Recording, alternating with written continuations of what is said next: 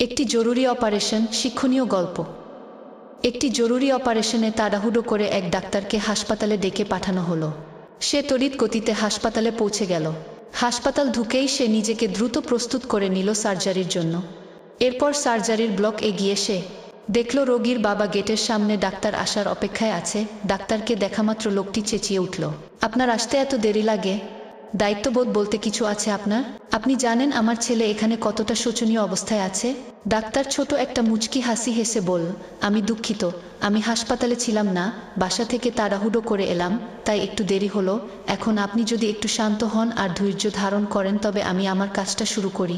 লোকটি এবার যেন আরও রেগে গেল, ঝাঝালো স্বরে বলল, ঠান্ডা হব। আপনার সন্তান যদি আজ এখানে থাকতো, আপনার সন্তান যদি জীবন মৃত্যুর মাঝে দাঁড়িয়ে থাকতো, তবে আপনি কি করতেন?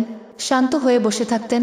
ডাক্তার আবার হাসলেন আর বললেন, আমি বলবো, পবিত্র গ্রন্থে বলা হয়েছে মাটি থেকেই আমাদের সৃষ্টি আর মাটিতেই আমরা মিশে যাব। ডাক্তার কাউকে দীর্ঘ জীবন দান করতে পারেন না। আপনি আপনার সন্তান এর জন্য প্রার্থনা করতে থাকুন, আমরা সর্বোচ্চ চেষ্টা করব। লোকটি পুনরায় রাগত স্বরে বলল, অন্যকে উপদেশ দেয়া খুবই সহজ, আপনার এমন পরিস্থিতি হলে বুঝতেন। এরপর ডাক্তার সার্জারির রুমে চলে গেল। 2 ঘন্টার মতো সময় লাগলো। সব শেষে ডাক্তার বের হয়ে এসে আবার হাসি মুখে রোগীর বাবার কাছে এলেন আর বললেন, আলহামদুলিল্লাহ, অপারেশন সফল হয়েছে গি। এরপর উত্তরের অপেক্ষা না করেই ডাক্তার আবার বলে উঠলেন, আপনার কোনো প্রশ্ন থাকলে নার্সকে জিজ্ঞেস করুন।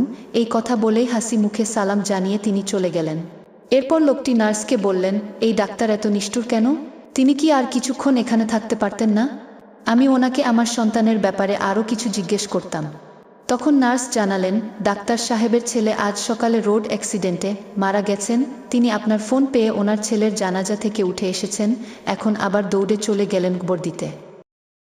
একজন মানুষকে কখনো তার বাইরের আচরণ দেখে যাচাই করবেন না, কারণ আপনি কখনই জানেন না তিনি কিসের মাঝে আছেন। সমালোচনা আর সন্দেহ না জেনে তাই আমাদের করা উচিত নয়, বিপদের মাঝেই ধৈর্যের পরীক্ষা দিতে হয়।